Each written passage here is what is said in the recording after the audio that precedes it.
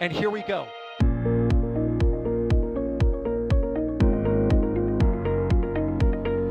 There's the W. Here's ignition. Roger roll, Atlantic. Doubling up. Did it just do a Kerbal?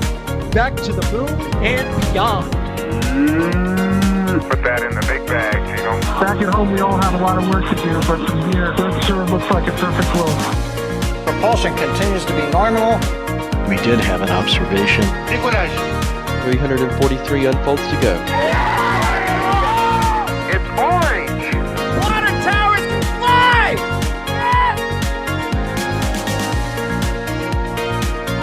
Bingo! Right in the center. Where's Jacqueline? There it is! That was surreal. That's not what we want to see. No! Oh my god. Yikes. You bet. Sure. We don't need any more of these.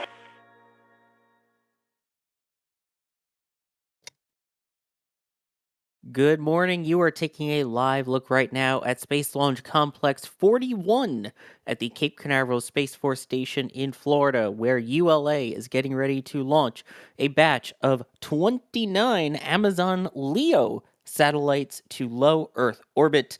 That is the most launched by an Atlas V for this constellation. I am Sawyer Rosenstein. I will be your host for this evening's broadcast, but of course, I am not alone. I am joined today from the field by Mr. Max Evans. Max, how's it going?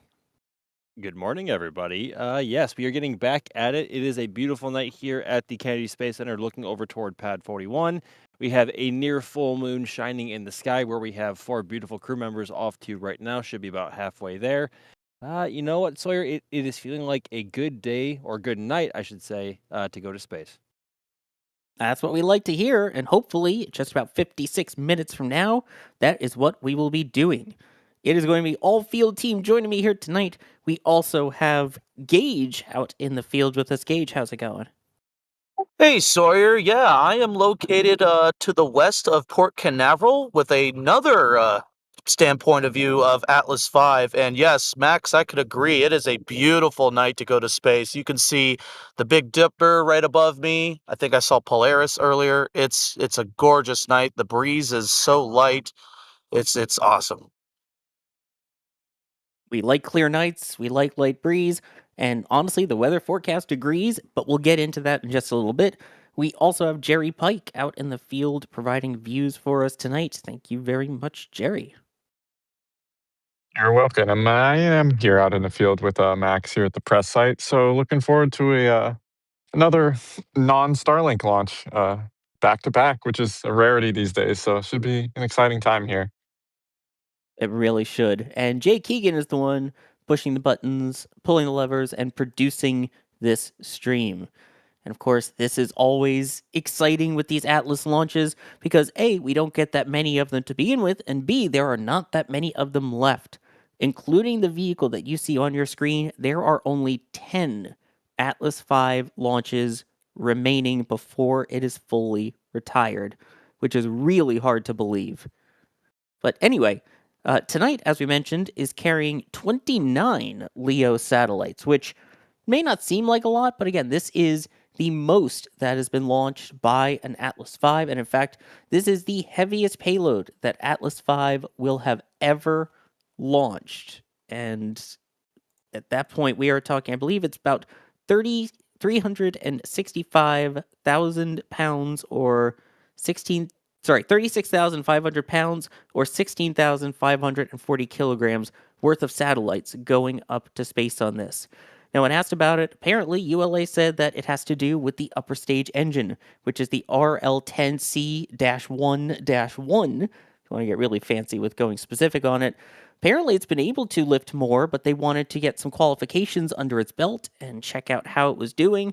And once they got confirmation from the last couple of flights that it's powerful enough and rated for it, they decided we are going to go for the heavier payloads here. Speaking of this particular Atlas V, Max, do you mind talking us through the 551? Yeah, so essentially the 551 is the most powerful variant of the Atlas V that ULA has ever produced. So the naming nomenclature of 551 essentially stands for The first 5 being a 5-meter payload fairing, which is what you see on the very top of the booster. They're kind of sticking up behind the mobile launch platform there. The second 5 is for the 5 solid rocket motors that are attached to the core booster. In this case, they are the GEM 63 motors from Northrop Grumman, not to be confused with the GEM 63 XLs, which were used on Vulcan and are currently under investigation because of what happened with Vulcan a couple months ago. Anyway, and then the one there is for the singular RL-10, as you were just saying, Sawyer, the singular RL-10C engine on the Centaur upper stage. The Centaur 3 in this case with Atlas, and Centaur 5 being used on Vulcan. So the naming nomenclature for Atlas is unique. It's among, I think it's, I mean, it's completely subjective to say. Because I don't really think we have any other rockets besides maybe a Delta II, which had a very unique naming scheme, depending on the solids that it was using, if it had a kick stage, and so on and so forth. So a very, very unique naming scheme for Atlas. And in this case, the shorthand for the 551 and everything I've just talked about is called the Bruiser, which I have to mention every single time is confusing because Tori Bruno is literally on tape from like 5 or 6 years ago talking about how the 551 variant is called the Beast because it's the most powerful variant of the Atlas V, but apparently it's the Bruiser. But either way, it is the most powerful variant of the Atlas V to fly and will ever fly, producing about 12,100 kilonewtons of thrust and can carry about 18,800 kilograms into a low Earth orbit. And tonight, obviously, it is not carrying quite at that limit, but it is among, if not the heaviest payload that Atlas V has ever carried into a low Earth orbit. So it might be a little bit slower off the pad. I mean, maybe not to our eyes. I think Sawyer, we were talking about it in pre-stream how it might be like what 0.3 of a second slower off the pad, which is really not like we're not going we aren't. Oh my gosh, talking is hard tonight. We won't be able to actually see that or recognize that because already the 551 gets off the pad really quickly. And that's what you get when you have five SRBs strapped to the core stage. So, it is going to be a very unique launch for sure, especially from the audio because the RD-180s on the core booster have a very harsh and unique startup sequence with this. It makes a really unique sound and one that I'm not going to attempt to recreate right now. Yeah, but it is Atlas V is always a treat to see fly. But it is a shame that we are currently phasing it out right now with only I believe 9 or 10 left after this flight, including this one. Yep, 10 including this one, 9 remaining, and then of course the rest of them. We have I believe it was 6 more of the 022 configuration, which is the one that is used for Boeing Starliner. Take that as you will. And then 4 of these 551s, including today. So after this, there will only be 3 Bruisers. N22, sorry. After this, there will only be 3 Bruisers left to fly. Unbelievable. Speaking of this one actually flying, though, we haven't talked about the trajectory yet for this mission. Max, where is this one going to be going? So kind of similar to what we've gotten used to with Starlink missions in summer months here in Florida, Atlas V will be heading off on a northeast trajectory tonight. So if you are north of the Cape, say in like New Smyrna Beach, Daytona, Jacksonville, even going all the way up into Georgia and the Carolinas, if you're looking in the right area, you may have a visual on Atlas V tonight as it heads good gracious, as it heads into orbit. So even though it's at night and it may be a bit trickier to spot, especially with the RL-10 engine on the upper stage, burning a mixture of hydrogen and oxygen and not kerosene like the core booster or like Falcon 9's upper stage, might be a bit trickier to see, but you might have a visual of sorts if you're looking in the right areas. I can't tell you exactly where to look, but just look in your eastern skies over the water if you are close to it, and try and see if you can get a visual. And if you can, grab some pictures, grab some videos, and please post them and tag us on social media, as we would love to see them. But as you can see on your screen, here are all of the NOTAMs posted out for water. I almost said closures, but they're not really closures. They're more of keep out zones enforced by the U.S. Coast Guard to make sure that any people stay out of those areas, and of course don't get hit by any falling debris like boosters and fairings, because of course Atlas V is completely expendable and it is not going to be reused in any way, shape, or form, unfortunately. So very old style of rocket in that sense, but still a really cool one nonetheless. By the way, you were saying you weren't exactly sure where to look. Don't worry, ULA has you covered. They put out their launch visibility map. And so if you look here, you could see exactly where to look. So if you're anywhere in any of those circles, it is absolutely worth going outside and taking a look. That inner circle, of course, being within the first 60 seconds. And then outwards, it goes out by 90 seconds. Then as you head into the Carolinas, that's about 150 seconds, which is about 2.5 minutes, right around the booster separation parts there. And then it goes all the way up the East Coast towards Maryland, Delaware, New Jersey, Massachusetts, and all the way up. So go outside and take a look. If your skies are clear, it can't hurt. Which, Gage, by the way, speaking of skies clear, what is the weather looking like out there currently? Yeah, so over here at the causeway, just west of Port Canaveral, I don't see like any clouds at all. In fact, I mentioned earlier I could see the Big Dipper right above me. Of course, the moon is right behind me. We have 4 brave astronauts on their way there as we speak. The breeze is it feels so right to have a launch this evening. And I have a crowd behind me as well, a bunch of NSF fans that were hanging out with us at Rusty's earlier today. So shout out to them for joining us. It is unbelievably gorgeous. And for those on the Space Coast tonight, you're going to get a very good show if we get off on time tonight. Exactly. And speaking of the official forecast, at least, you could see there it is 90% favorable, with only a 10% chance of violating the weather criteria, of which the primary concern is the cumulus cloud rule. And from the sounds of it, there is no cumulus clouds, or any clouds for that matter, to be of any concern to that rule. So everything remains on track. They did bump the launch time by about 30 seconds. So the current T0 is 1:46 a.m. Eastern Time. Again, a little under 46 minutes from now, as you can see there on the top left of your screen. And I believe I forgot to mention the whole point that we want to answer your questions about this mission and talk with you guys about it. So you can tag us at NASA Spaceflight or at NSF. We will do our best to answer as many of your questions as we can. So we answered the one there about how many Atlas V launches will still remain after this one.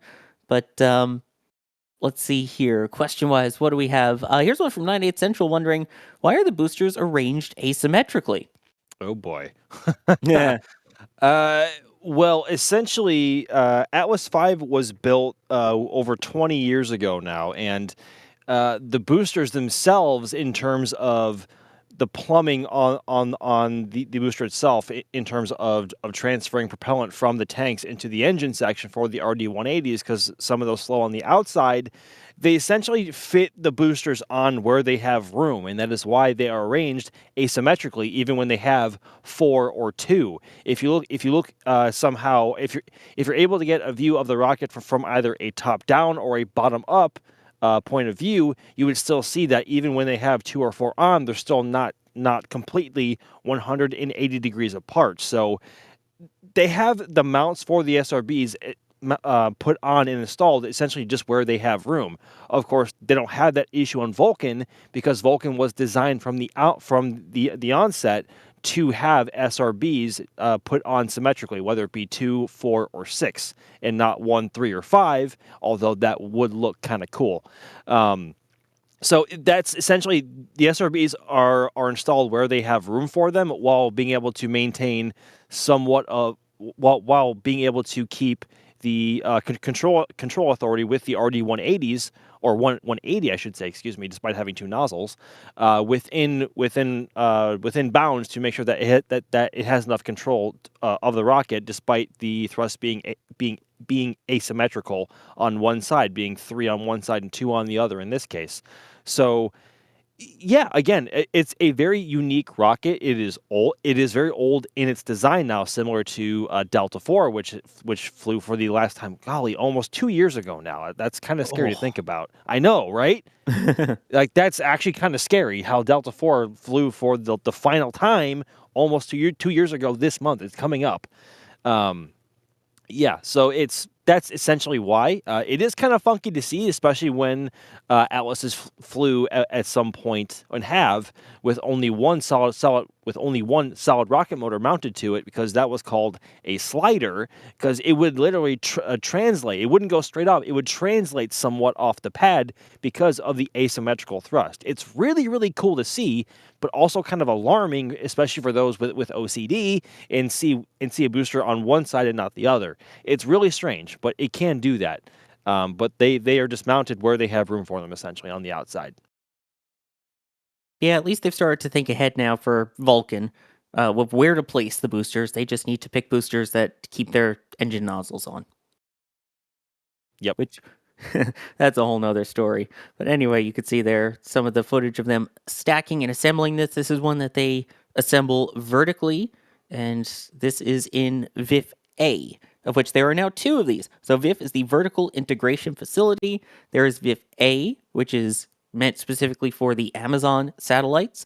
And then there is VIF-G, which is meant for government payloads. So you can guess this one then was VIF-A. And there it is out at the pad. Let me thank a couple people here, and then we'll get back to more questions. Rep Miami saying this app is awesome. Appreciate that. This is all cool. The Real Levy saying get some sleep after this, Sawyer. What's that? You're funny. What is that? Yeah, Max, I don't think any of us have really slept at all the last week plus. I've tried over the past couple of days to try and catch up, although actually catching up on sleep is kind of a myth. Yeah, I mean, I'm getting there, but we have a lot more coming up, especially with New Glenn Flight 3 on the horizon. So I'm just trying to mentally prepare for that and enjoy some quiet time in the meantime until chaos kicks off again. But yeah, sleep is a luxury that we try to fit in while we can doing this. Yeah, we have New Glenn Flight 3 coming up, hopefully in the next few weeks. There's potential for a Falcon Heavy this month. We also have ISS resupply mission, NG-24, currently scheduled for Wednesday. So, yeah. Yeah. Anyway. And Starship Flight 12 at this point, probably in the first week of May, potentially. We'll find out. Don't worry, you're not listening to a mental breakdown happen in real time. It's fine. Bears on the Rise saying, my dad is a former Lockheed engineer and put many hush-hush payloads up on Atlas. He's recently become a big fan of your space nerd content. Well, thank you. We appreciate it. And congratulations, hopefully, on those successful payload launches. And I wish we could learn more about what they were. But yeah, the whole government secrecy thing. And Larry Doty becoming a Red Team member. Thank you very much for that. So in terms of status of where we are at this point in the countdown, of course, the fueling is the main big thing. The Centaur upper stage liquid hydrogen fill was just recently completed, and that is now in topping off mode. Meanwhile, earlier, they completed loading up the liquid oxygen on the core stage. Now, the core stage also uses RP1, which is a refined form of kerosene, basically. However, that is basically room temperature, so they can keep it in the vehicle and just have it roll out with that already preloaded in it. So that's something they don't have to worry about loading at the pad. And then, of course, you have the LH2 and the liquid oxygen for that Centaur upper stage. So that's where we are at. Everything appears to be proceeding as planned based on the latest information from ULA. So all is good so far, with hopefully a liftoff 39 minutes or so from now. And again, this will be heading northeasterly into a 51.9 degree inclined orbit at an altitude of 280 miles or 450 kilometers up. So I guess the other question then, in terms of being able to see it, we've talked about the trajectory, where it's going. Butch Frazier is wondering, will there be a moon jellyfish tonight? Given that the moon is just past full, is that something we can maybe expect, Max?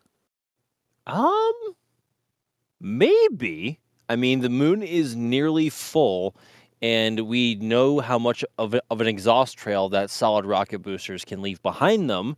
And especially once those separate, you're still operating on the singular RD-180 engine, which is burning Keralox, which leaves a bit of a sooty exhaust trail behind it. So potentially, I'm not going to say no to that because there is a chance we do. The moonlight certainly helps out with long downrange visibility. So it's definitely a possibility. Maybe not with Centaur, given how clean Hydrolox burns with the RL-10. But maybe after the boosters separate, we should still see something. We'll find out. Exactly. It would be great to see. And of course, again, the only way to know is to go out and look up. And you can see there we have cameras also looking up at the moon tonight with the Artemis crew on their way out to the moon. They have now officially passed the halfway point. So at this point now, they are officially closer to the moon than they are to the Earth, which is pretty cool. And again, you keep up that with what we're calling our 2410 feed, which is the Artemis 2 live stream that we have going, showing everything happening, constantly staying live until splashdown approximately 10 days after the launch. So that's why we call it 2410, 24 hours a day until after flight day 10. Here's one from Griffin Outdoors. He was wondering, will Slick 41 continue to be utilized by ULA moving forward past Atlas? And it is currently a dual-use pad, and Max, it will remain as a single-use pad following the end of Atlas, given their new vehicle, at least when its nozzles are staying attached to the SRBs. Ooh, that's kind of sad to hear. That 41 is being downgraded is probably the wrong word, but restructuring for a single vehicle use, being Vulcan at that point. Because currently it serves both Atlas and Vulcan, but once Atlas is of course gone, Vulcan will be the only rocket left that ULA is currently flying. But Vulcan is built to do what both Delta and Atlas were doing, and will do it better, hopefully, once they get those issues with the SRBs figured out. So yeah, it will fly Vulcan for as long as ULA needs it to.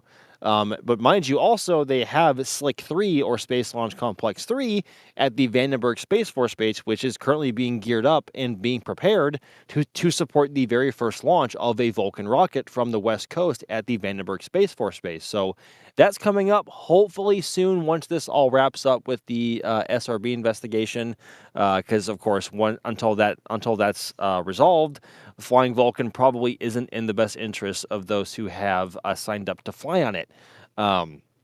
But yeah, in terms of 41 specifically, yeah, it will just be flying with Vulcan at that point onwards. Unless something else comes up, which I don't know what else that might be.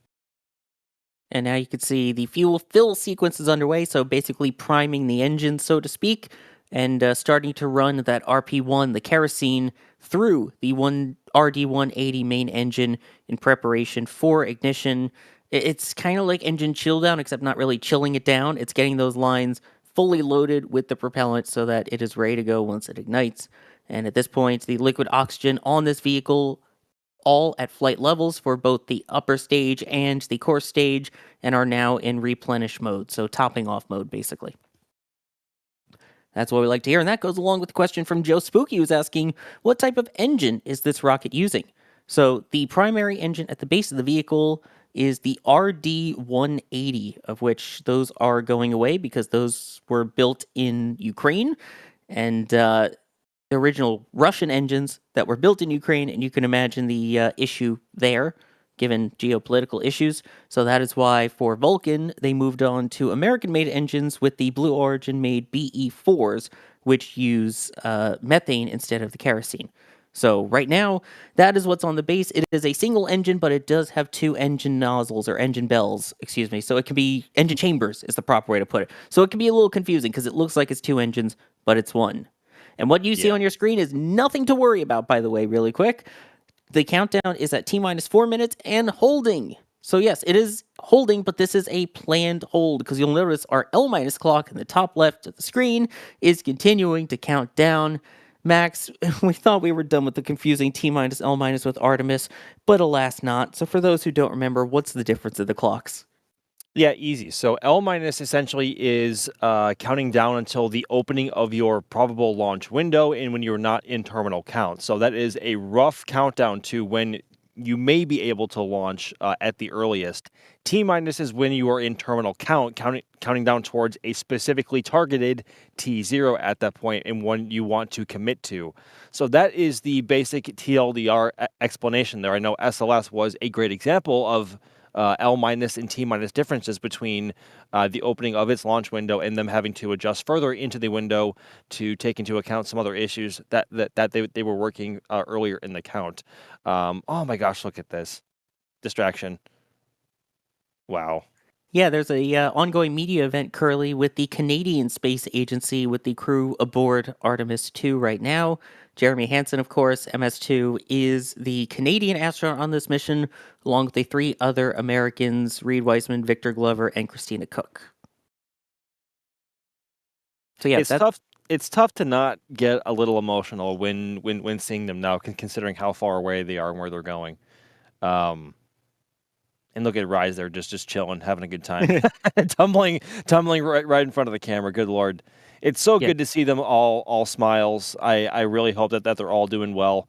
They all look happy and healthy. I think Christina might be the one behind the camera here, considering it just shook a little bit. But my word, Orion actually looks kind of cozy. Dare I say. There's a lot more room in there than one might think, but Orion itself is actually a pretty big spacecraft for what it is compared to older designs. But yeah, it's just cool to see. It's certainly no Soyuz, as Jay just pointed out in the back channel. That it is not. Yes. Yeah, it's larger than the Apollo capsule as well. And again, NASA, using anything but real measurements, compares it to about the living space of 2 minivans.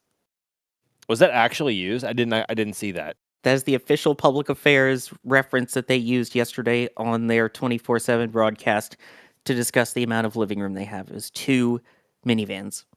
That's amazing.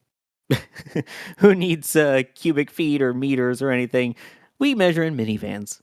But the question then becomes, are we talking older minivans or like modern day minivans? Because modern day minivans are far bigger than what they used to be. Anything but metric. Right. That's why even on our 2410 stream, we have converted the measurements that NASA is giving to us in real time, which is in imperial, to metric. So it is in kilometers, not miles.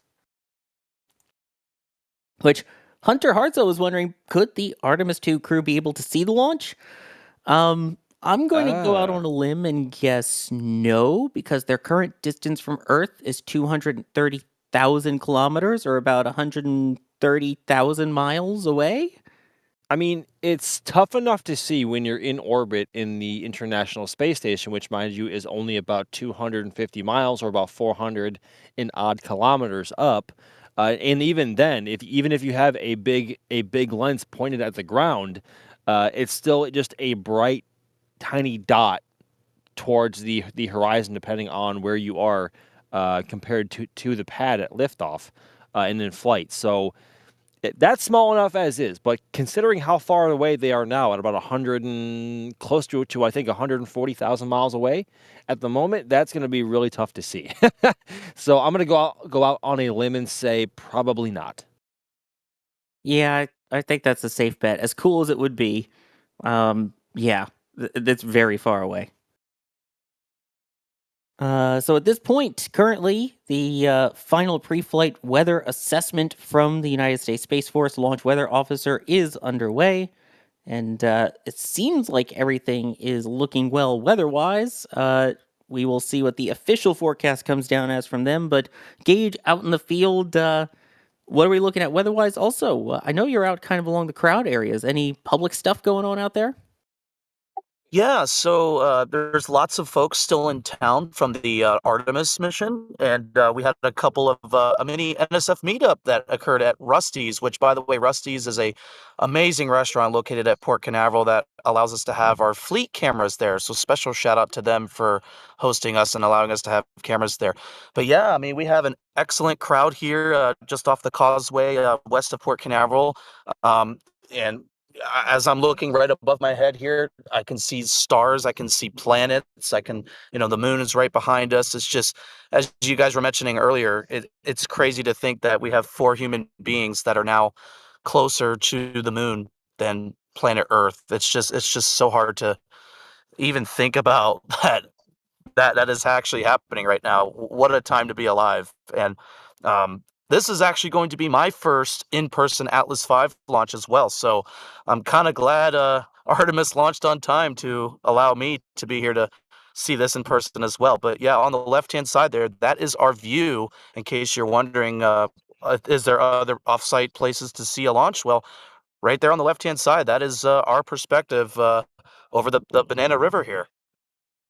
And the official word coming in from the weather officer: weather is observed and forecast go for liftoff a half hour from now. Also getting word that they've completed the fuel fill sequence to ready the first stage main propulsion system for launch. So again, that's starting to run some of that propellant through the engine. I want to make sure I say it right, because it's not nozzles. It is it's a singular engine, but it has 2 different compartments on it. So just trying to. I mean, it does have 2 different engine bells. I mean, the reason why it's the RD-180 is special and considered a singular engine, despite having 2 distinct engine bells, is because both engine bells and both combustion chambers are run by a singular set of turbopumps, and that is why it is considered one engine, which is why, again, Atlas V is very unique in that sense. I keep using that word unique often tonight. The RD-180 is a marvel of engineering in itself. Because it is an oxygen-rich staged combustion cycle engine compared to the more fuel-rich run engines built here in the U.S. The first LOX-rich engine to be used, I think, in the U.S. mainstream was actually the BE-4, currently being used on both Vulcan and New Glenn, which, of course, does not run on RP-1 per se, but it runs on methane. The reason why ox-rich is so difficult to run is because it's very corrosive. When you have a fuel-rich engine, having leftover propellant from your combustion mixture, that leftover fuel isn't looking to burn with anything else, because your ratio, your fuel to oxidizer ratio isn't such to where there is going to be excess combustion or corrosion with the fuel left over. When you have excess oxygen from your combustion ratio, that oxygen is going to try and burn with or combust with anything that it possibly can, and that is why it is incredibly corrosive to both the turbopumps and also the combustion chambers and the engine bell itself too. It burns a lot hotter, and it burns a lot more aggressively as well because of it, and that's why it's so hard to manage. But with the RD-180 being a single-use engine, that doesn't really matter when all it has to do is last for about 4.5 to 5 minutes, compared to many reflights like the Merlin 1D, which is incredibly fuel rich. Hence why you see a bunch of soot coming out of both the main engine bell itself, but also out of the gas generator, which is what powers the actual turbopumps for main combustion as well. So it's a very special rocket, but the RD-180 was designed in a different era, and the reason that is special in its own right, because there was the only reason why the U.S. even picked up the RD-180 to begin with was because they were left over from when the Soviet Union collapsed back in the early 90s, and the Russian Space Agency didn't know what to do with them, and we had rockets that were in development that were kind of having a bit of a struggle, and the RD-180 is already an incredibly efficient engine, and we just felt like, or wanted to try and take them off their hands and put them to good use in our own launch vehicles. And going forward with ULA's new rocket being Vulcan, that wasn't necessarily desirable for those in the U.S. government who wanted to fly super classified payloads with their rocket utilizing foreign-made engines. So that is why the BE-4 is currently installed and being used on Vulcan, and why the RD-180 is on its way out. But they also had a very fixed number of RD-180s left because they weren't actually in production at that point anymore. Wait, no, I think they actually were. Somebody fact check me on that. I think they were actually being built for a while after that, and then they were still on order. But either way, the production line on that was still very limited to what they wanted to move forward with, especially with the idea of trying to reuse the engines on Vulcan at some point with smart reuse.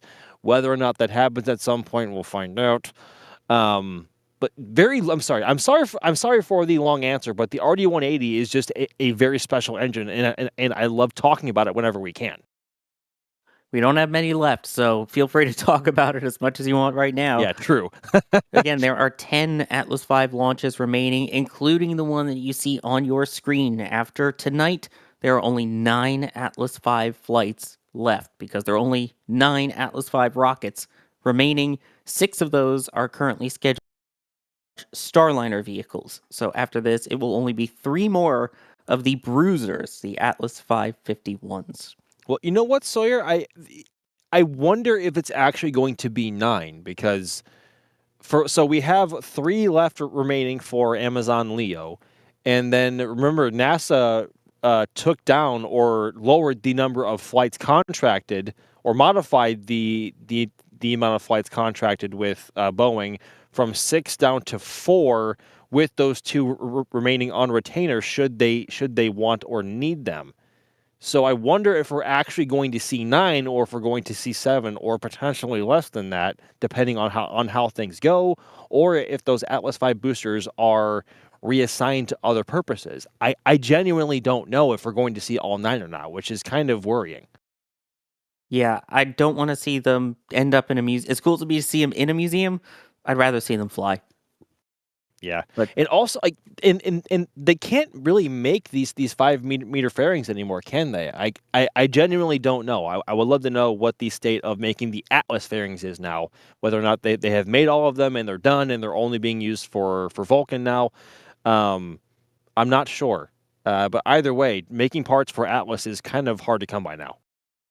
Yeah, it seems like, if I remember correctly, they had switched the milling machine off for that. So this might be it. But Amazon did say, or ULA and Amazon did come to the agreement that they would do 4 back-to-back on Atlas.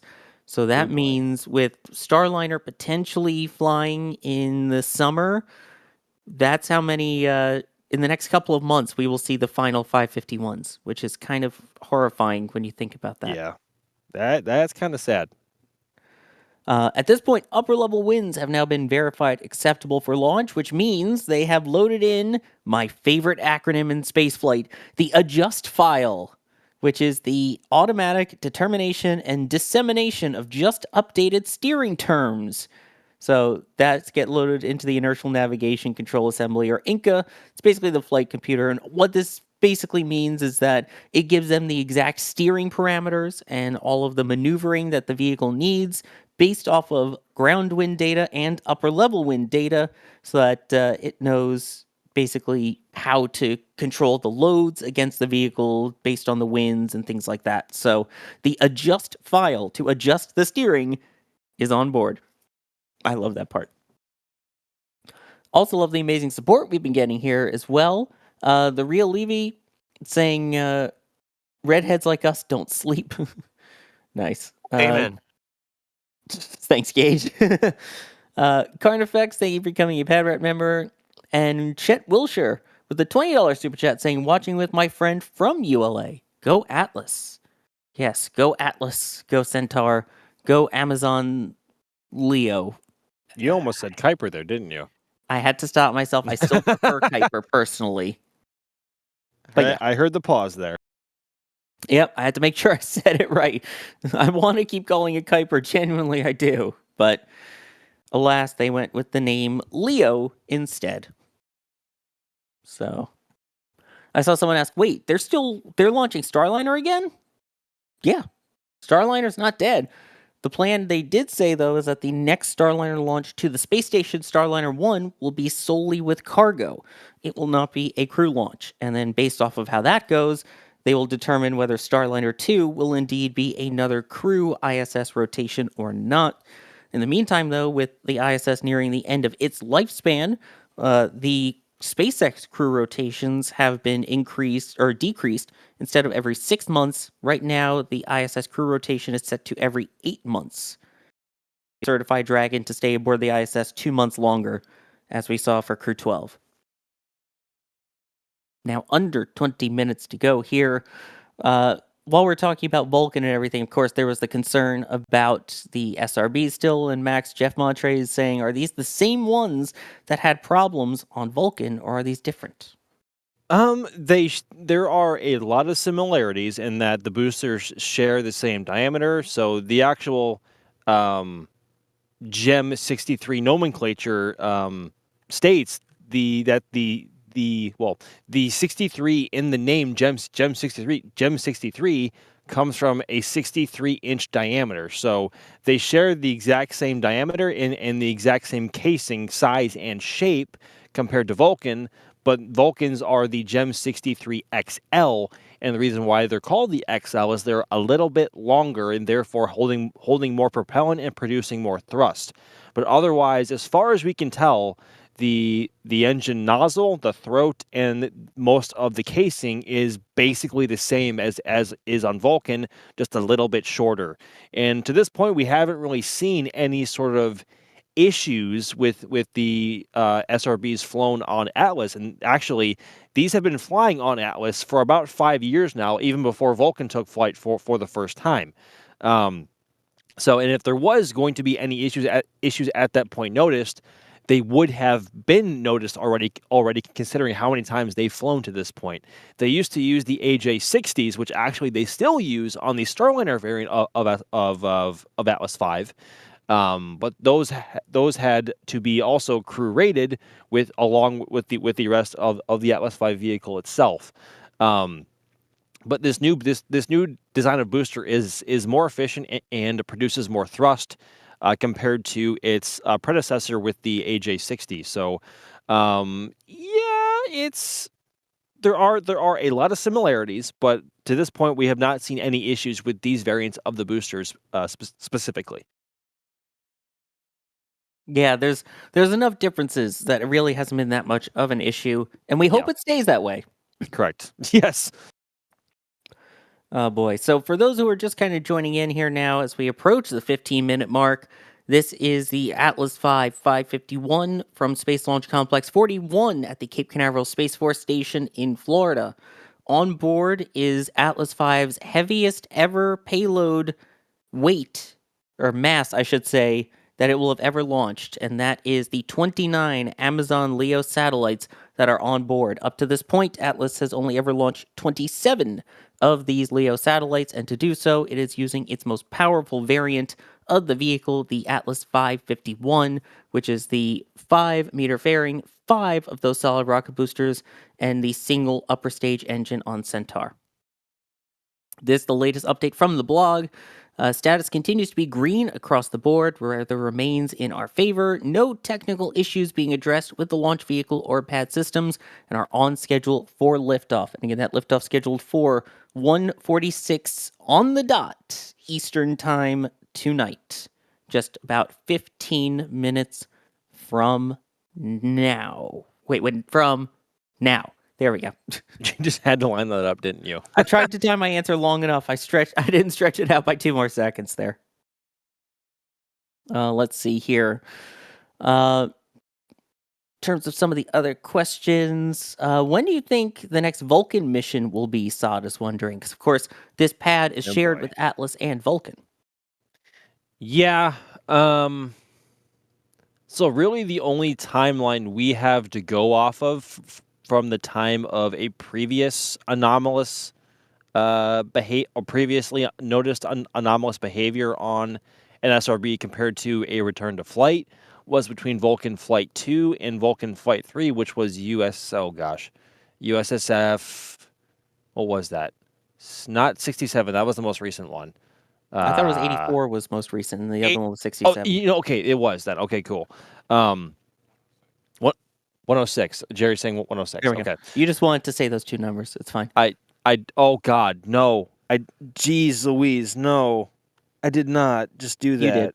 Oh my God. It's 1:30 a.m. Eastern time, folks. We've been up my long God. days covering Artemis. It Okay, happens. moving on from that point as quickly as possible. Again, so the only reference point we have in between an anomaly and a return to flight was Vulcan Flight 2 and Vulcan Flight 3, and the time in between that was about 9 or 10 months, if memory serves, between October of 2024 and August of 2025. Good grief, that is a long time. So yeah, I hopefully it doesn't take that long. Ideally, ULA would like to get Vulcan up and running again by hopefully summertime. I mean, that would be, I think, best case scenario to resume launch cadence with Vulcan, considering how much is left to get done between its own commercial partners like Amazon Leo and those for the U.S. government. They would like Vulcan to be flying again as soon as possible, but they can't do that if the SRBs are going to behave as poorly as they have been so far. So hopefully summer, but time will tell. Exactly. And we'll see if they want to push out as many Atlas launches as possible in the meantime. If they want to get those done, again, as we talked about, there are 10 total Atlas vehicles remaining, and that includes the one currently on your screen. So there are 3 more remaining that are set to launch following this one. So this will be this, and then 3 more that are configured to launch in the Bruiser configuration of 551. In other words, carrying Amazon Leo satellites versus carrying the Starliner crew vehicle, or as it will be launched next time, the crew vehicle instead of carrying people carrying cargo. 12 minutes to go. Everything looks good. We'll be coming up shortly on the big poll of the go no-go poll. That happens at about 7 minutes to go, L-7. And right now they are in a T-minus 4-minute hold, which is planned. So that's the L- clock in the top left is the actual time until launch. That will continue going. Meanwhile, their actual clock is in a T-minus 4-minute hold. So in about 7-ish minutes, hopefully that clock will align with the L- clock, and they will get ready for liftoff. Let's see here. So yes, this is not the last Atlas launch yet, but we're getting close. Jen of Arc, are these already loaded with the gases on board? So in terms of propellant load, at this point, we have a fully fueled vehicle here with the liquid oxygen oxidizer. And then for the upper stage, the Centaur upper stage, using the liquid hydrogen. And then the base stage uses RP1, which is a kerosene-based propellant. And that they actually preload before it rolls out to the pad. But Max, all the other gases and pressures and everything, those are done at the pad, right? Correct. Yeah. So they have the ability to load RP1 inside the VIF, but everything else is loaded at the pad. The LOX, the hydrogen, the helium, or nitrogen are all loaded at the pad because those require either very extreme temperatures or very extreme pressures, and that is not safe for people to be around. In a worst case scenario, if something was to happen, you don't want people around. So yeah, that is all loaded at the pad when it is deemed safe enough to do so, and when teams are able to. So yeah, that is all done at the pad. Yeah, there are certain things you don't want people really close to, and that is launching rockets. But thankfully, they allow people to place cameras near those rockets so that we still get amazing views, just like we did for the Artemis launch a couple days ago, which, in case you didn't know, we have some of the prints already up on shop.nasaspaceflight.com from the most recent Artemis launch, and you haven't checked them out, you totally should. There are some amazing shots on there. Max, oh my gosh, look at those two from Max right there. I mean, and then the flag with Artemis behind it. I mean, come on, those are money, my guy. Yeah, this was Artemis was a very special one, and I'm very glad that my cameras did as well as they did. very, very, very special time. We are very lucky to have witnessed it, and very lucky to have had the opportunity to cover it as much as we did. So very grateful, and we've seen a few of these being picked up already, and they have been very well received. So which means a lot, not just to me, but to the entire team, because it has been a lot of effort and time to bring you guys as much coverage as possible. So that everything means a lot. This all of this support, as we have said many times, but it is all true, and this is your print actually as well, Sawyer. I was gonna say, who took that shot? Yeah. Yeah. It all goes a very long way, and it is greatly appreciated, more than words could ever possibly say. Yes, if you get a photograph as a metal print or a poster, a portion of it does go to support the photographer that took that picture. And of course, if your walls are already too full, well, first off, make room. But if not, we have all of the Artemis 2 merch, including our patch design. And the patch is really nicely done. And if you like the design and want to also represent it on your body, we've got pins, we've got shirts, there are baby onesies with it now. So check out the Artemis merch page at shop.nasaspaceflight.com. Oh yeah, and the sun shirts too. At this point, we are 8 minutes to go now until launch of Atlas V 551. On board are 29 Amazon LEO Internet satellites. This will be the heaviest payload ever launched by an Atlas V rocket if all goes well tonight. The vehicle is fully fueled, and then this will be launching towards the northeast.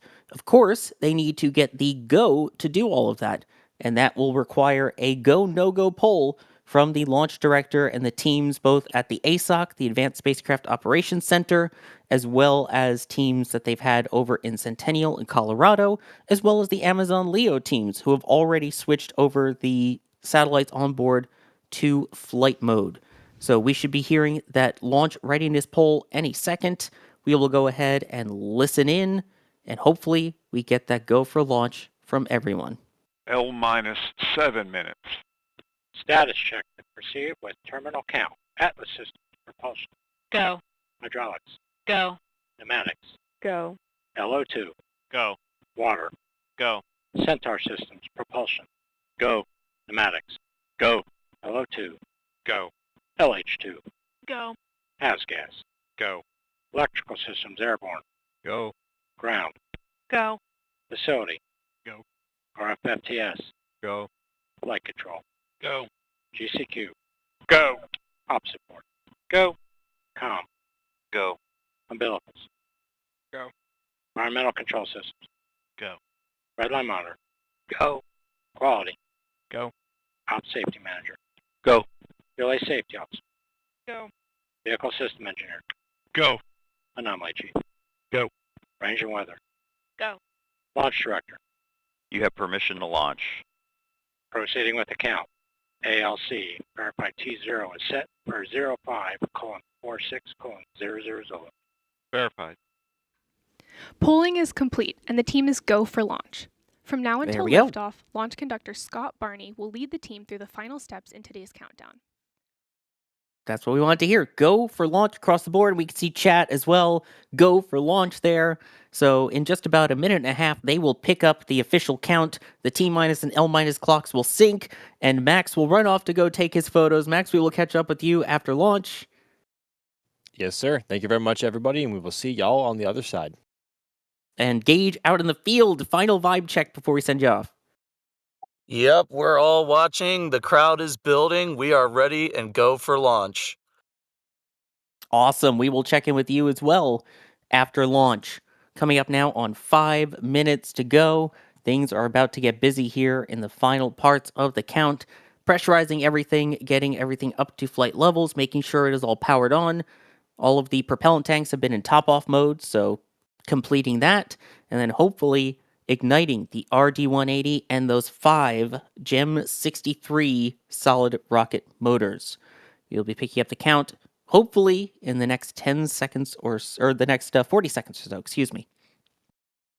Before we get into the nitty-gritty of the count, let me thank some people here. Reprimand saying, I'm up watching, and I will tell you this is way too exciting in my backyard. That was at that point 1 hour, 5 minutes away, baby. Now just about 4 minutes and 22 seconds away. Fairs saying, as a chemical engineer, I'm always impressed by how much cryogenic infrastructure they have at KSC. Moving that much hazardous material is hard. Yes, it is. And Lucas, thank you for the support. No message, but appreciate the $20 super chat. 4 minutes and counting. 3, 2, 1, mark. Not the smoothest count there, but we got there. We are now at 4 minutes and counting. The T-minus and L-minus clocks are now both synchronized. Things are about to get very exciting here. The countdown officially resuming. So very shortly, we will hear more of these call-outs as they finish loading up the propellants and get everything pressurized. And for some reason, go to a playback there. But these are our cameras that we have in the field. So in addition to ULA's cameras, we do have our own cameras and our own people out there covering this for you. 3.5 minutes to go. A reminder, this is the Atlas V 551 from Space Launch Complex 41 at the Cape Canaveral Space Force Station in Florida. On board are 29 internet satellites for the Amazon LEO constellation, formerly Amazon Kuiper. That is the most number of Amazon satellites launched by an Atlas V. This is the 9th overall launch for the Amazon LEO constellation. However, despite this being the 5th on Atlas V, this is also the heaviest payload mass that Atlas has ever launched in its history. So it's going to be quite a heavy launch, but this thing is very quickly. So we should be seeing it jump off the pad, hopefully 2.5 minutes from now. First stage liquid oxygen replenish is being secured so that the tank can be pressurized to flight levels. Ground pyrotechnics have also been armed. That's what will release Atlas as it lifts off. 2.5 minutes to go. Everything looking good at this point so far. And again, you have the RD-180 engine at the base of the rocket with the 2 chambers there, as well as those 5 solid rocket boosters, the GEM 63s. The upper stage is the Centaur 3 upper stage with a singular RL-10C-1-1 engine. The start command has now been issued for the launch sequencer that does all of the final checks before the countdown, also controls removing the umbilicals and releasing the rocket. RP-1 in the liquid oxygen tanks have also are at their proper flight pressures as well. The stages have now switched from ground power to internal on both the core stage and the Centaur upper stage. The topping of the liquid hydrogen and liquid oxygen on that Centaur upper stage should just be wrapping up now and being secured and confirming that those are at stable flight pressures. The ordnance controller and vehicle safety systems have been armed. The software aboard Atlas V is now activating at this time. Coming up on 60 seconds to go. Coming here on the final minute of the count. Again, that rocket ordnance controller is, in the event that something goes wrong, they can activate a flight termination system. The firing chain is now armed. Boosters are ready for ignition. The range confirms that they are clear for launch. No concerns of weather, no concerns of wayward boats or planes. 40. The final... Stable at step 3. There we go. The final status check will come up at T-minus 25 seconds. And again, if all goes well, that RD-180 engine will start up at T-minus 2.7. Verify ECS routes for launch. 25. Verified. Status check.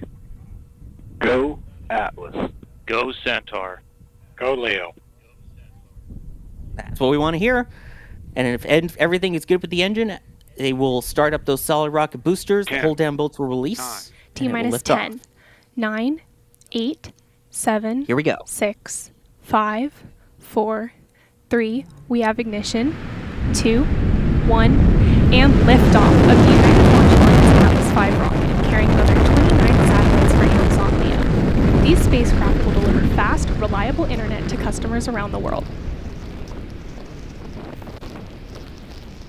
Beautiful liftoff, and we should be getting sound coming to our cameras and microphones at the press site in just a couple of minutes. Couple seconds. Here it is. Throttling down as expected. Completed pitch and roll program. Mach 1 rocket is now supersonic.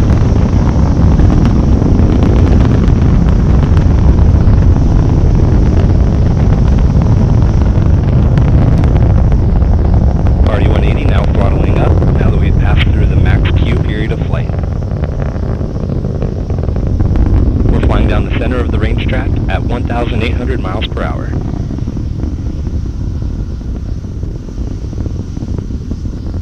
A little bit sparky on the way uphill here. Over a minute into flight. You are hearing the voice of flight commentator Corey Buckingham providing launch vehicle ascent data. RD-180 now throttling down in preparation for SRB burnout. Coming up shortly on the burnout The of vehicle those is now solid rocket one-half of boosters, its liftoff weight. which do appear to be quite sparky this time. But so far, everything SRB appears burnout to be on track. declared. RD-180 throttling up to full thrust following burnout. That looks like the SRB should be falling This away is here Atlas Mission shortly. Control at L plus 1 minute Hopefully. and 45 seconds. We are coming up. And there we go. There is the booster separation. It was a little bit spicy there for a bit, but the boosters, it looks like, have done their job and are now falling away. Those are not reused or recovered unless absolutely necessary for investigations, but otherwise they will just float down or 35 land down in nautical the miles, ocean. downrange distance 50 miles. We are just over 2 minutes into flight. Coming up next, the Atlas V rocket will transition to closed-loop steering, meaning it will begin using real-time flight data to adjust its path. One thing many There we go. people So don't far, realize those about Gem launch day is that 63s these key milestones. Those Gem 63s used 500,000 pounds of propellant to get to this point. That's 227,000 kilograms.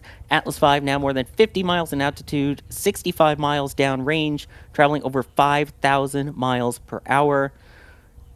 The telemetry signals are being received by antennas located both in Cape Canaveral as well as other locations in South Florida. And they will be providing coverage for the early portion of the flight as they go farther to the northeast, which again, this is flying northeasterly. It will be a communications location in New England that will be receiving the comms data. Atlas V officially out of the Earth's atmosphere, crossing the Kármán line, which is the denotation of space, now accelerating over 6,000 miles per hour, weighing just a quarter of what it did at launch. Main engine is throttling to keep that constant acceleration ahead of the fairing separation, which there we go. The animation showing that payload fairing separation. Atlas V now 115 miles downrange, traveling 7,000 miles per hour. Those fairing halves are not recovered. Those will just fall away down into the ocean. Also, the Centaur forward load reactor has separated as well. That's used to support the upper stage fairing during the launch. 1 minute to BECO, booster engine cutoff. That is when the RD-180 will shut down, the vehicle first stage will separate away, and then the Centaur upper stage will take over from there. Right now, again, the engine continuing throttling to maintain that constant acceleration.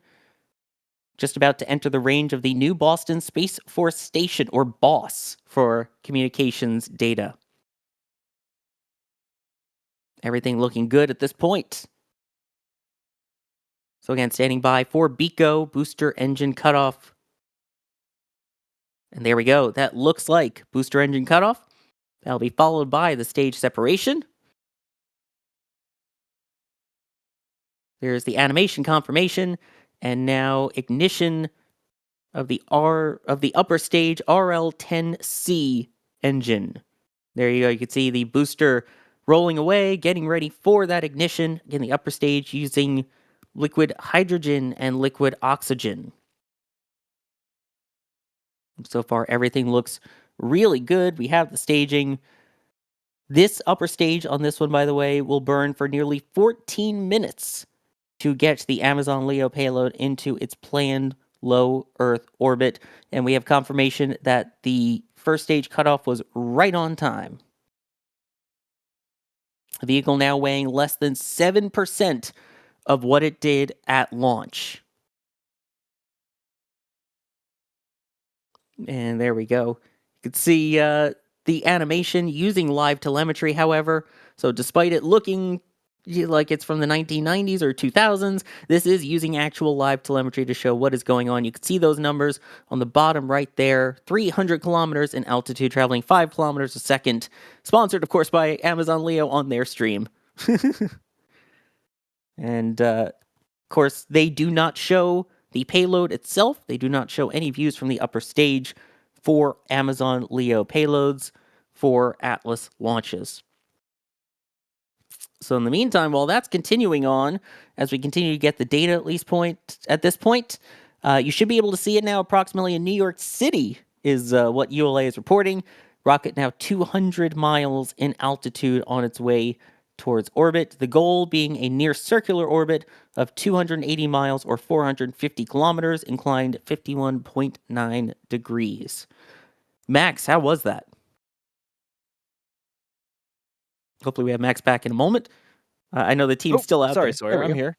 Oh, Yeah, good. sorry. I forgot I was on push to talk. Sorry, everybody.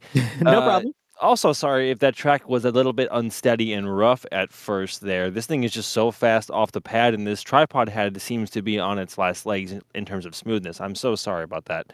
But yeah, this thing is so fast off the pad. It is kind of insane. Like I had a second camera off to just off to the right of the tracking camera here, and by the time I came back to the broadcast camera here to track it, it was well up and out of frame, and I had to go up and find it.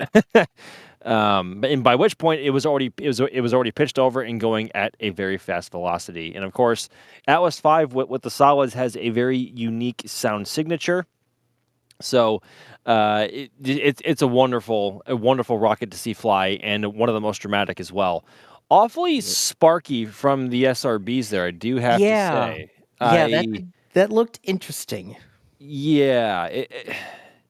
But I do want to point out, by the way, now 7 minutes into flight, it is passing near Cape Cod and Boston.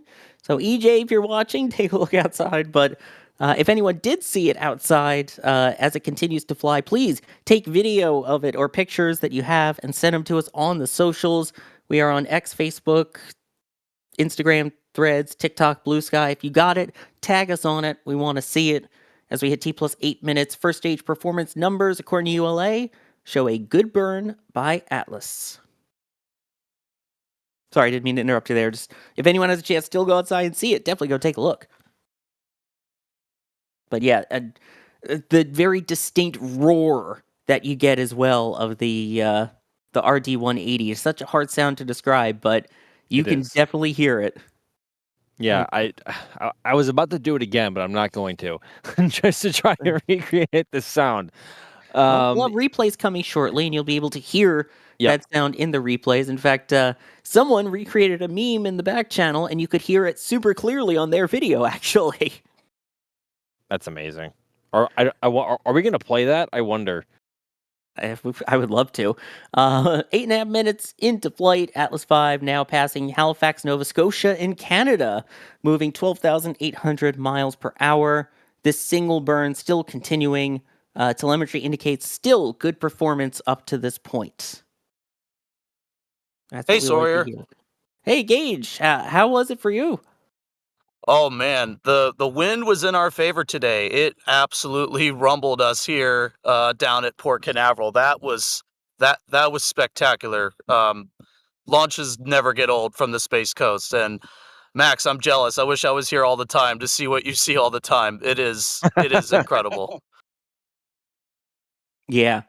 It's really crazy, but yeah, it goes super fast. If you're not prepared for it, especially even Artemis goes a lot slower off the pad if you were there for it compared to Atlas, which is just gone. And somehow Vulcan is even faster. 9.5 minutes now into flight. Telemetry is now being tracked instead of the ground systems through NASA's Tracking Daily Reading Satellite System, or TDRS, which is exactly what was used originally for the early parts of the Artemis 2 mission before it switched over to the Deep Space Network.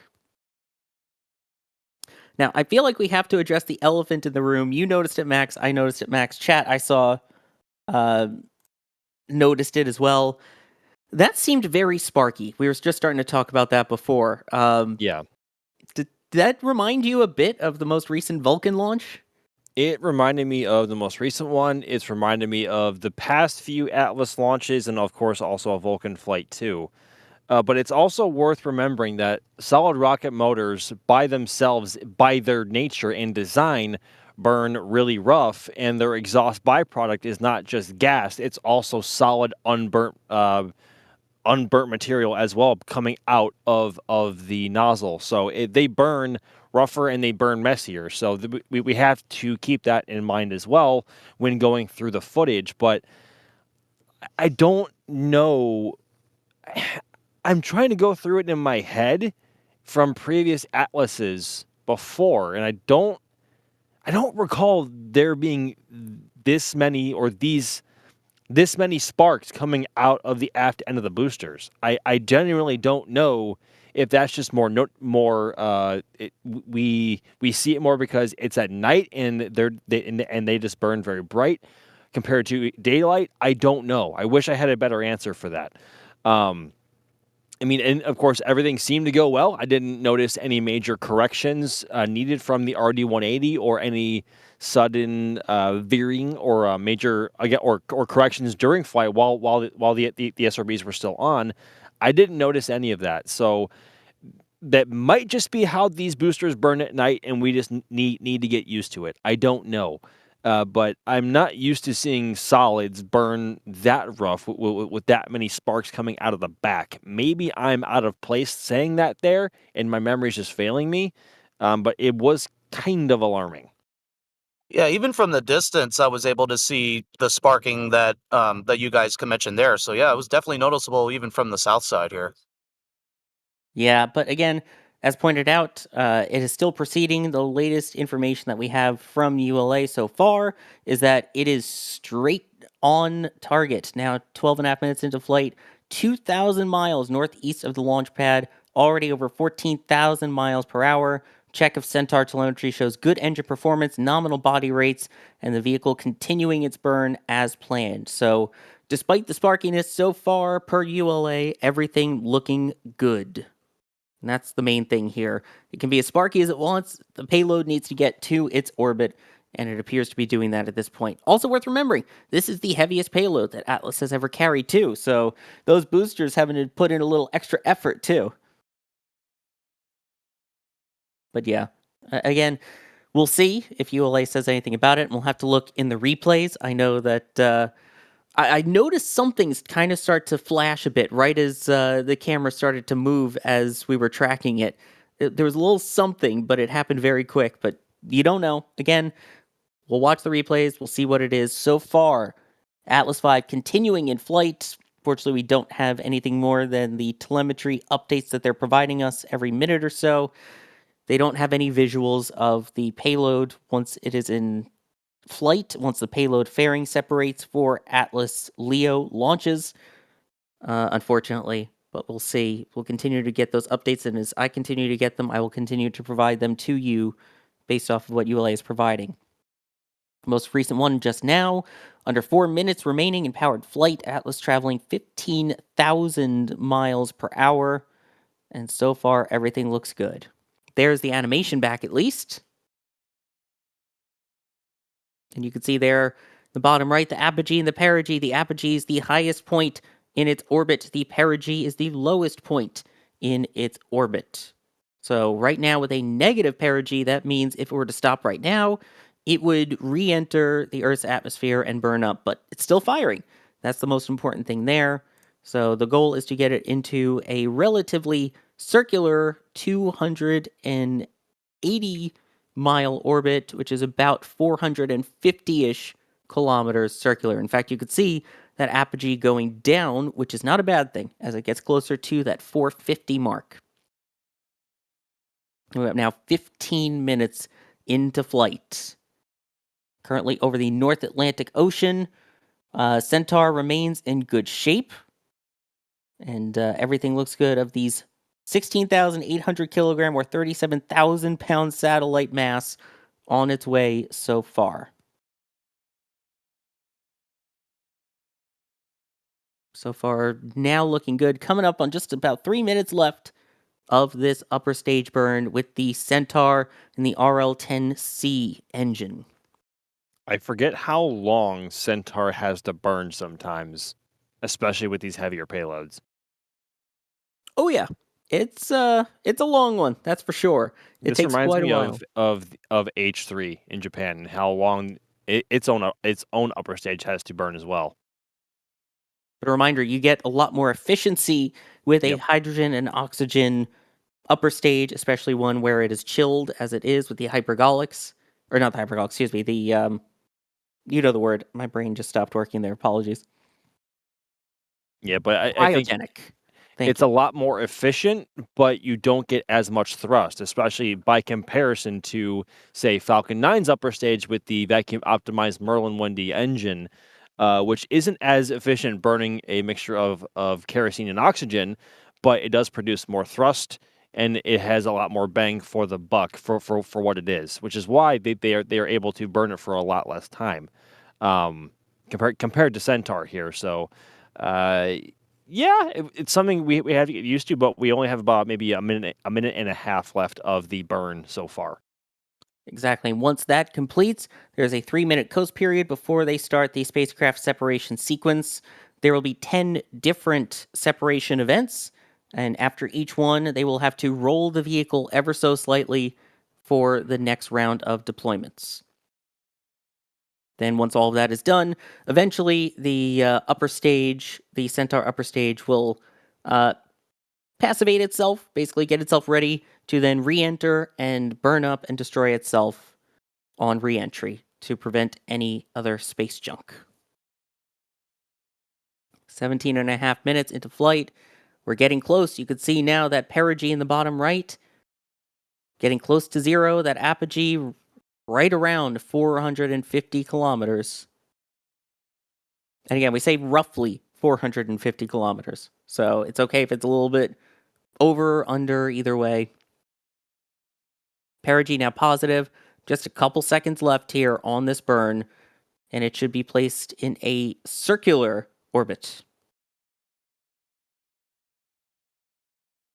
Almost there. Standing by for the call of the burn being completed on the Centaur upper stage.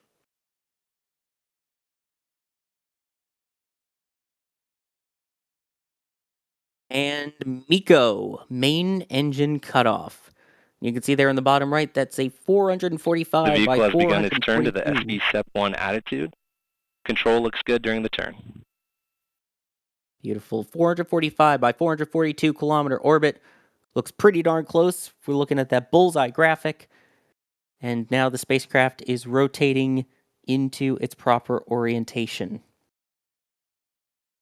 So far, that's what we want to see. And again, as I mentioned, there will be 10 different deployment events for these 29 satellites, and that sort of rotation that you saw in the animation, it will do that for each of them. This is now part of that 3-minute coast phase prior to the deployment of those first batch of satellites. It's so weird. Normally with Starlink, there's a second burn, and it's 50 minutes later. This is right after the burn ends, 3 minutes, and off you go. Not quite used to this, Max, that's for sure. No, we are not. Normally, we would have lost any sort of data from either SpaceX and the onboard cameras, especially just from what we have become used to with Starlink and how coverage goes there.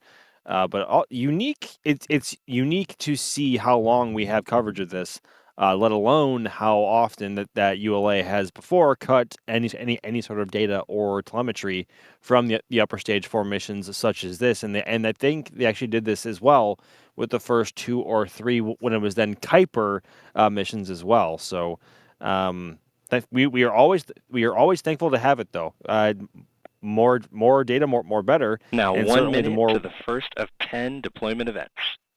Very good. Coming up. Wow, yeah, that's happening real fast. Yeah, it's surprisingly quick. And again, they will deploy, then they will rotate the spacecraft a little bit ahead of the deployment of the next batch. So we should be coming up on Review that. of the MECO 1 OPUM shows a very accurate orbit injection. There we go. We'll see the bullseye graphic, as Tor used to call it, in a little bit, I'm sure, but it'll be right down the center, it sounds like. So, but by that metric alone, it sounds like everything was obviously on target and there wasn't anything off nominal with the performance of the solid rocket motors and the first stage booster, which is good to hear. Yep. They can be sparky, but they're still putting it exactly where it needs to go. Vehicle in attitude for separation. There we go. So stand by for the Confirmation of first one. successful separation of the first 3 LEO satellites. Nice. There we go. There's separation event number 1. 9 more to go. Interesting to deploy in a T formation there. You got the one up, one to the right, and the one to the left. And the whole process, by the way, will take 15 minutes to drop off all of these 29 satellites. This is apparently the most separation events ever performed in a single Atlas launch. So the heaviest payload by mass, as well as the most separation events ever for a single Atlas launch. So setting records there. By the way, that was not me speaking on camera. Just wanted to specify that. I'm sorry to laugh at that, but I just the timing of that was impeccable. It That really made us all was. laugh. That's what I wanted to specify. Yeah, 22 minutes into flight. And at this point, let me see, within less than 14 minutes from now, all of those payloads will be deployed. So a start to end of launch to final payload deployment in under 40 minutes. That's efficiency right there. Apparently more efficient than the way that my brain is coordinating with my tongue at this point. Same, relatable. Yes, I'm sure that wasn't me on camera. Thank you, though. Oh, boy. You sure about that? You sure about that? You sure about that? I mean, have you seen my mug? You see what my face looks like. It's definitely not that. Let's see. At this point, we are less than 30 seconds away from the next deployments. We'll see how many they deploy in this one.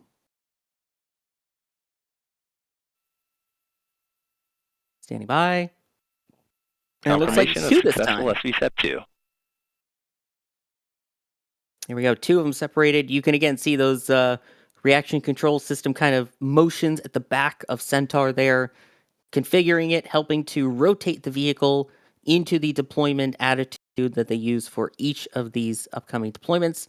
So next up, as you see there, is Amazon Leo deployment 3, and you'll see it start to ever so slightly roll into that proper orientation.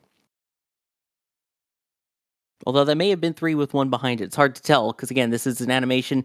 We do not have control over it. This is not Jay Keegan spinning the animation around. This is from ULA, because I know Jay would actually know how to operate this smoothly. And then we do have those replays, I believe, still in work. I know Jay's been working in the background on that. I'm totally not just trying to get back on his good side saying all these nice things about him.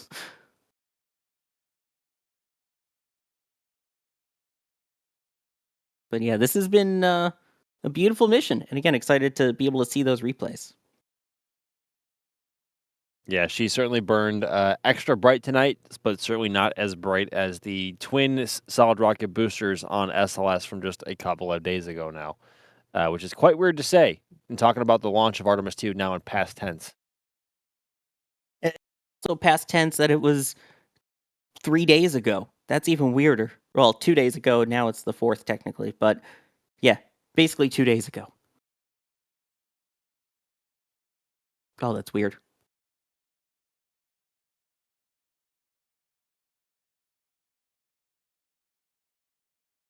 So standing by, I am being told by chat that I am just blind or my vision has been impaired after not sleeping that much, that was indeed 3 that were deployed at that point. I know that was a really weird angle for the animation there. It looked, we couldn't really see the one on the opposite side being separated, but alas. Yeah. And they're standing by now for the next batch of deployments. Again, there are 10 total deployments coming up. This is going to be the 3rd.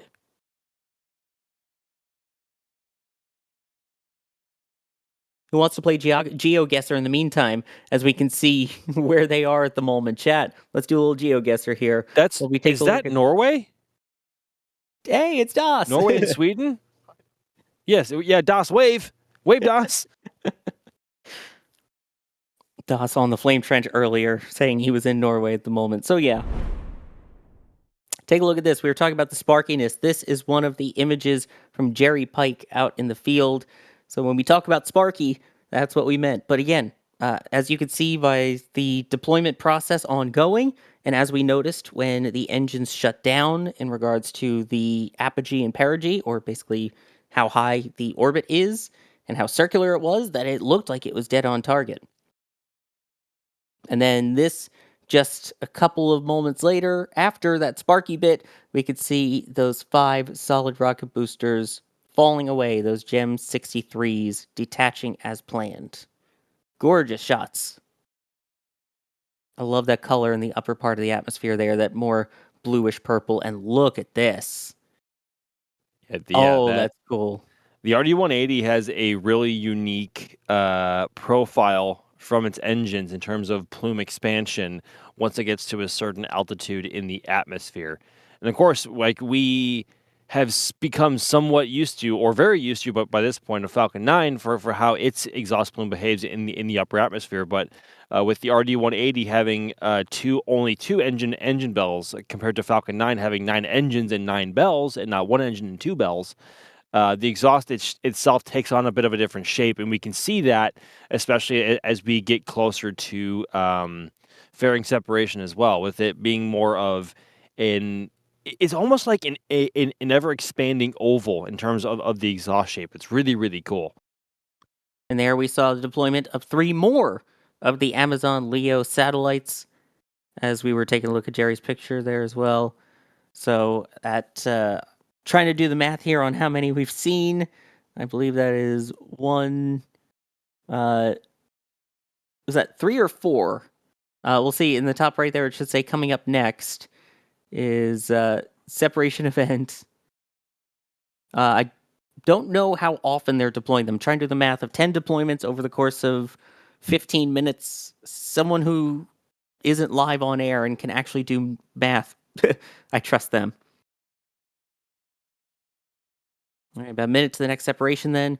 You could see there, the replay coming from Rusty's at the port. As Gage was talking about earlier, a great place to grab a bite to eat, and we appreciate them for allowing us to have not 1, but 2 cameras atop the restaurant. So if you're out at Cape Canaveral and don't know where to get a bite to eat and want to see if you can spot the NSF cameras, go ahead and check out Rusty's.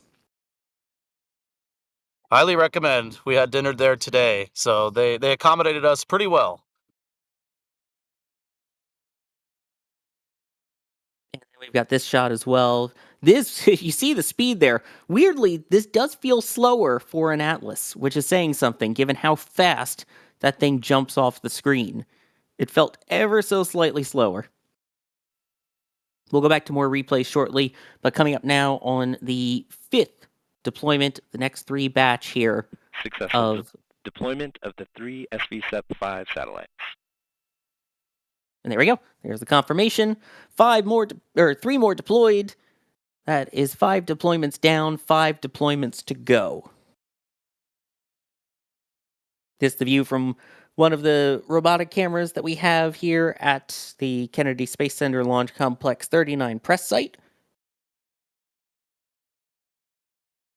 I will say it seemed a little slower off the pad for Atlas, but now you can see there's the normal Atlas speed that we're used to, where it is just gone in the blink of an eye. It is fast, it is bright, and it packs quite a punch, hence the current nickname of the Bruiser.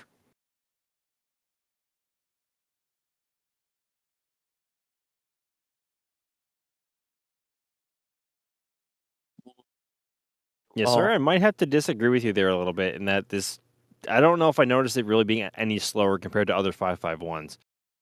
The first 3 or 4 seconds, and then it just goes to, it's Atlas again, where it just says, I don't care about your speed limits, I'm going. But it could just be me. And the way it lights up the sky as well. That's just how bright. I mean, You have a very good combination here of very bright burning engines between the solid rocket motors and the RD-180. So those in combination with each other means you have a very, very bright rocket. Very bright is an understatement, yeah. So we always talk about turning night into day and how bright Falcon 9 launches are. Those seem to be more of an orangish glow. This is more of a bright whitish yellow as opposed to a Falcon launch. Even though it's both kerosene, but you add in the SRBs Positive on confirmation Atlas and of it changes. SB-SEP-6. Nice. That's 3 more Amazon LEO satellites deployed, 4 more batches to go. And there are 29 total satellites on board here. I should say, 29 total satellites on board. There has now been 18 deployed so far. This, I believe, is Gage's replay from near Port Canaveral out along one of the public viewing areas.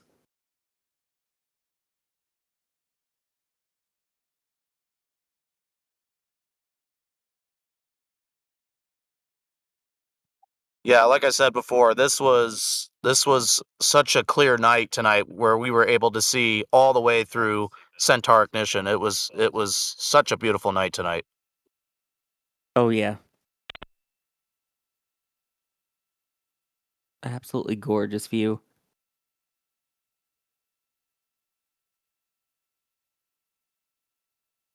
Gorgeous there. About 30-ish seconds to go until the next batch of 3 Amazon LEO satellites deployed. This is what they looked like 32 minutes and 33 seconds ago on their way uphill.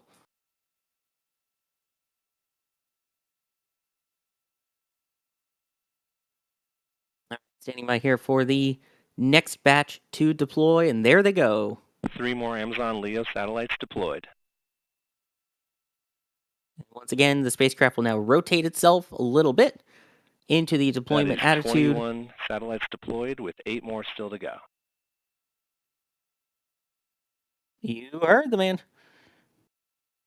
The pace of deploys is becoming faster now. A roll maneuver. Per ULA, they are now deploying them even faster. It was just getting those first ones off that took a little longer.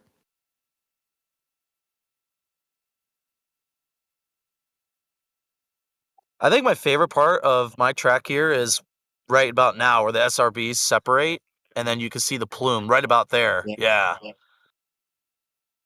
The present position of the vehicle is currently over Asia. We have traversed over all of Europe. The second burn today will be performed over the Indian Ocean, with the Centaur being disposed of in the Pacific Ocean. Here we go. There were people asking about the disposal burn. There's your answer. Very cool to still see them. That's the one thing about the SRVs. You still see them burning for a little bit afterwards. So you see them kind of flipping and you just get these random glints of, hey, I'm here. I'm here. It's me. It's the Gem 63. I was just on this rocket. And there's the RD-180 doing its RD-180 things right there. Positive right there. indication Look of at that. SB-SEP-8. Nice. 1 minute, 40 seconds until the 9th SB-SEP event. You're picking up the pace here. Minute 40 seconds from now. Only 2 more left. So deployment number 9 and deployment number 10. There are 5 satellites, I believe, remaining on board. This is the most number of deployments for any singular Atlas V mission, with 10 total separation events. Rotating into its next orientation, and we've got the sound of launch coming up. I promise, stay with us. We will have that audio with it, and I really hope that Jerry gives us permission to show his, because that was quite funny for those who know the reference, but we'll see. It was quite funny. I laughed pretty hard when he showed me that. I'm being told, yes, we have permission. Folks, you are going to want to stick around for Jerry's. It is one of the funniest things. For SB-SEP-9. And if you've seen the people watching launches videos after Artemis, you'll know exactly what it's referencing. I will say I would not have the gumption to do it, but Jerry did it. There we go. There's deployment number 3 9. more Amazon LEO satellites deployed successfully. Only one more to go. Just those 2 at the top. So that is 3 full tiers of satellites separated. 9 deployments down, 1 to go. And they didn't tell us how long until this last one. Assuming it's the same, approximately 90 to 100 seconds. But we're going to save those last replays, especially the ones with the sound and the very funny one, for after that deploy. So stick around. You're going to want to see this. It's actually brilliant. 1 minute until the 10th and final separation event for tonight's launch. Remember that this 10th SBSEP event will be releasing only 2 satellites. Oh, we remember. Thank you. Oh, really? We were just talking about it, Max. Of course we remember. Oh, really? If they were watching the NSF stream, which they always should be. Oh, really? Do you have anything else to say, Max?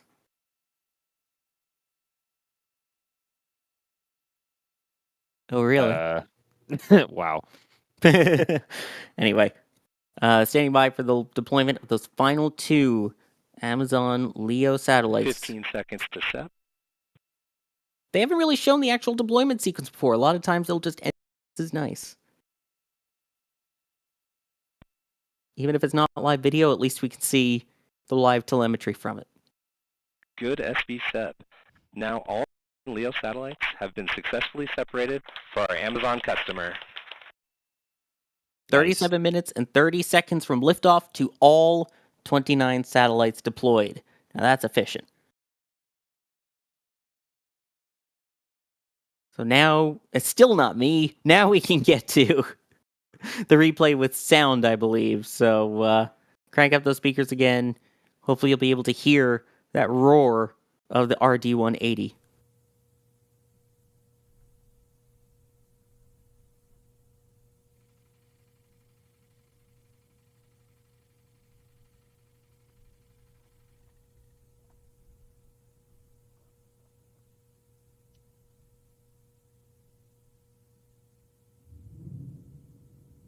Yep, there it is.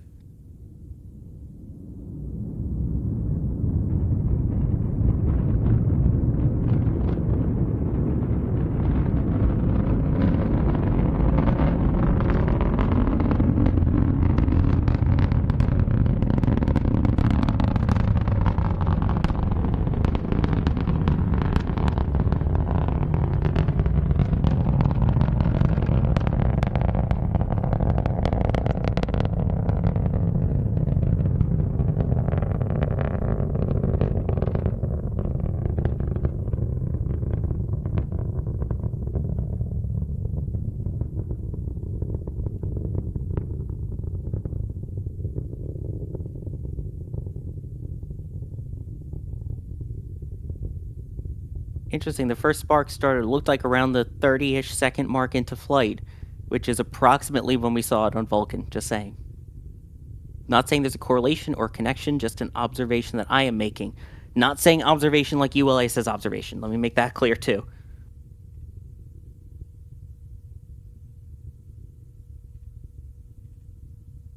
But most important, all of those satellites were deployed. They were deployed successfully and deployed exactly where they needed to be. And there's one of the other big spark events. Yeah. That's what kind of got me. I was like, ugh, that looks kind of ugly.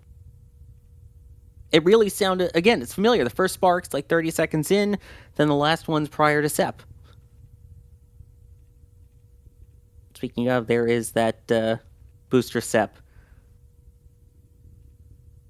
And I'm going to warn you, immediately following this replay is Jerry's. I can't wait for that one.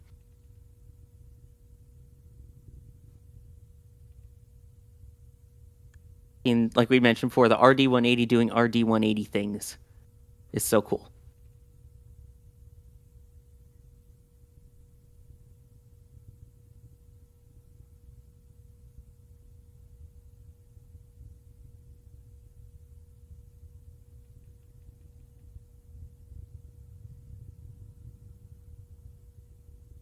Yeah, there it is.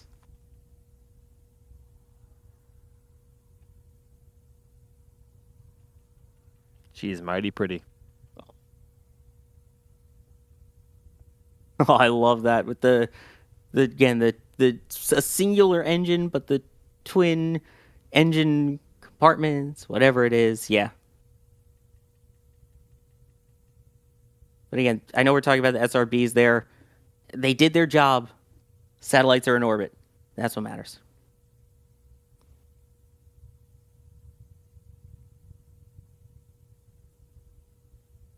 So cool.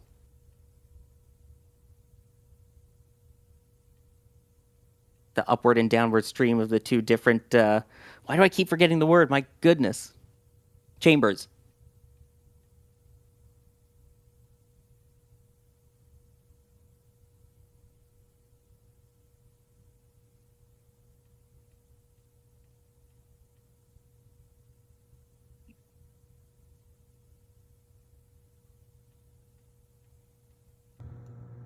Here we go.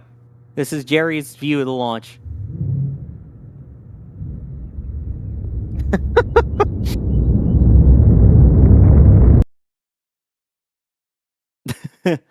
Oh my god.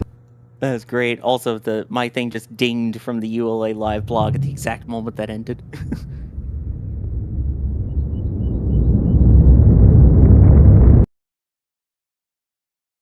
For those who don't get the reference, there was a reporter at the Artemis launch who took video of themselves recording the launch. However, they were staring directly into their camera with the launch happening behind them. Jerry with the perfect recreation of it. By the way, in Jerry's replay was the best that you could actually hear, that roar, that specific startup sound that is so indicative of those RD-180s. It's a signature sound, and I love it. And I also love this great streak shot here, right over the American flag, and the Artemis flag still flying at the press site.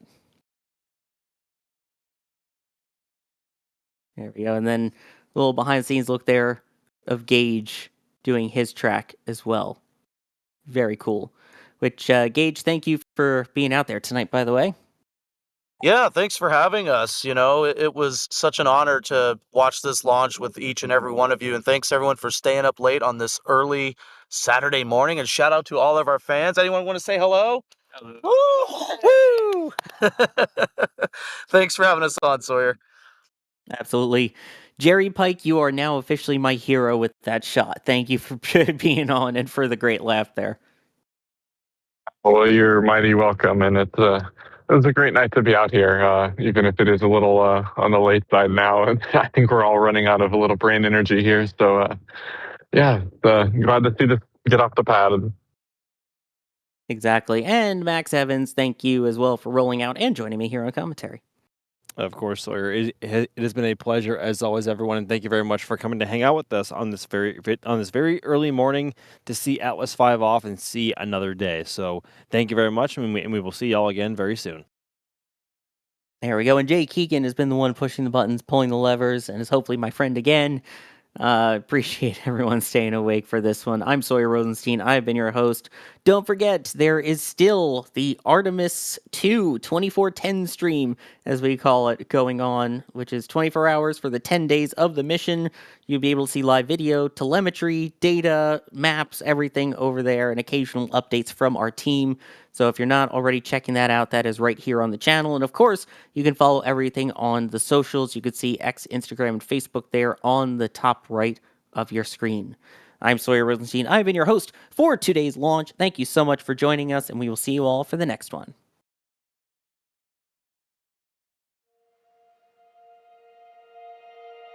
And here we go.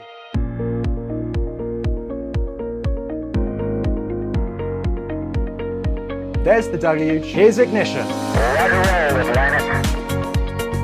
Doubling up. Did it just do a Kerbal? Back to the moon and beyond. Put that in the big bag, Jingle. Back at home, we all have a lot of work to do, but from here, it sure looks like a perfect flow. Propulsion continues to be nominal.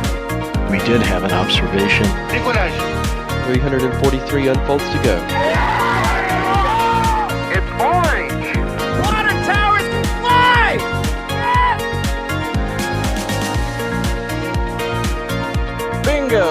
the center. Where's Jacqueline? There it is! That was surreal. That's not what we want to see. No! Oh my god. Yikes. You bet. Concur. We don't need any more of these.